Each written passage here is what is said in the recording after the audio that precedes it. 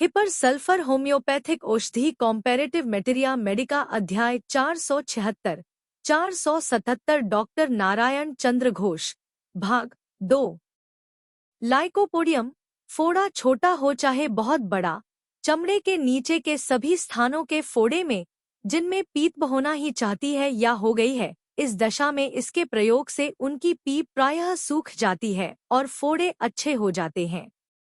जहां ऐसा दिखे कि रोग वाली जगह को सेकने या उस पर गर्म पुलटिस के लगाने से तकलीफ बढ़ती है, वहां लाइकोपोडियम, और जहां घट जाए वहां हिपर देना चाहिए।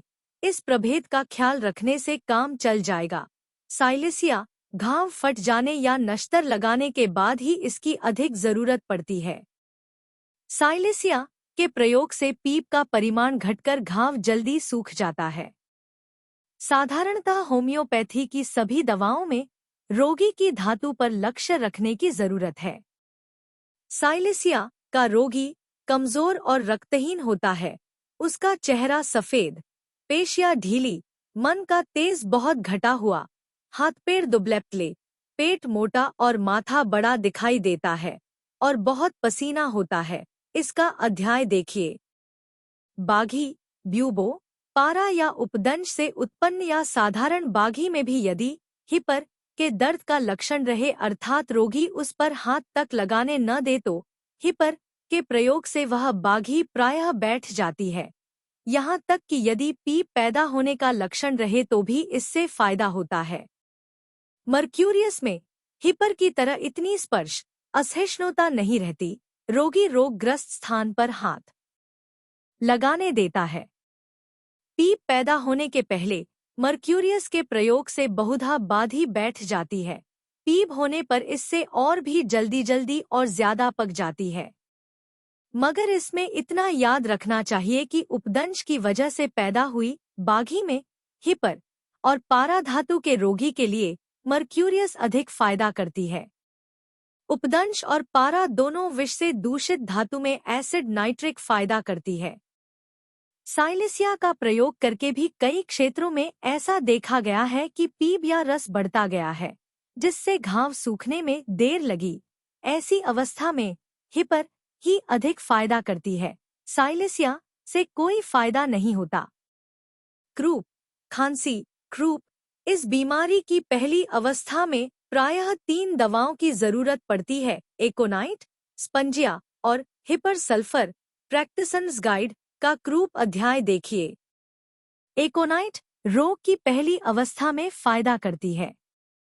पहली अवस्था में बुखार, छटपटी, बेचैनी, प्यास इत्यादि एकोनाइट के चरित्रगत लक्षणों के साथ नींद में सोता हुआ बच्चा एकाएक भड़भड़ाकर उठ बैठे, सांस रुकने की सी हालत हो जाए और छटपटाता रहे, इस तरह कुछ देर तक छटपटाता हुआ फिर सो जाए और इसी तरह फिर जाग पड़े, ये लक्षण संध्या से लेकर रात के पहले भाग तक बढ़े तो एकोनाइट देना चाहिए, और रात के 12 बजे के बाद या रात के अंतिम भाग में बढ़े तो उसके लिए हिपर निर्दिष्ट है। एकोनाइट का प्रयोग बुखार न छूटने तक बार बार करते रहना चाहिए। एकोनाइट के रोगी की त्वचा सूखी और गर्म और हिपर की त्वचा तर मॉइस्ट रहती है। स्पंजिया सांस लेने में बहुत ज्यादा खिंचाव, सांस लेने और छोड़ने में आरी से लकड़ी चीरने की सी आवाज होना, सूखी खांसी और उसमें घड़घड़ आवाज होना, रोग लक्षण आधी रात के बाद बढ़ना। कोई कहते हैं ज्वर अधिक रहने पर स्पंजिया के साथ एकोनाइट पर्यायक्रम से और जल्दी 2 घंटे के अंतर से दी जाए तो और भी जल्दी फायदा होता है। हिपर सल्फर आधी रात के बाद, आखिरी रात में, सवेरे की तरफ और ठंडी हवा में रोग बढ़ जाना। हिपर की खांसी भी सूखी, कभी घड़घड़ आवाज शुदा, कभी नरम और घड़घड़ या साय आवाज शुदा होती है। किंतु इतना स्मरण रखना चाहिए कि काली खांसी क्रूप में पहले एकोनाइट और स्पंजिया व्यवहार करने के बाद खांसी जब कुछ ढीली पड़ जाए और घड़घड़ आवाज होने लगे, तब हिपर से ज्यादा फायदा होगा। हिपर में श्लेष्मा इतना तरल रहता है कि ऐसा मालूम होता है जैसे खांसने से बाहर निकल आएगा, किंतु वह सहज में निकलता नहीं। खांसते खांसते जी मिचलाने लगता है, पसीना होता है। क्रूप, खांसी में ऊपर लिखी दवाओं से कोई फायदा न हो तो अंत में ब्रोमियम, आयोडम इत्यादि दवाओं का सहारा लेना चाहिए। आयोडम अध्याय देखिए। हिपर में बुखार रहने पर शरीर का ताप, टेम्परेचर अधिक नहीं रहता। Subscribe please.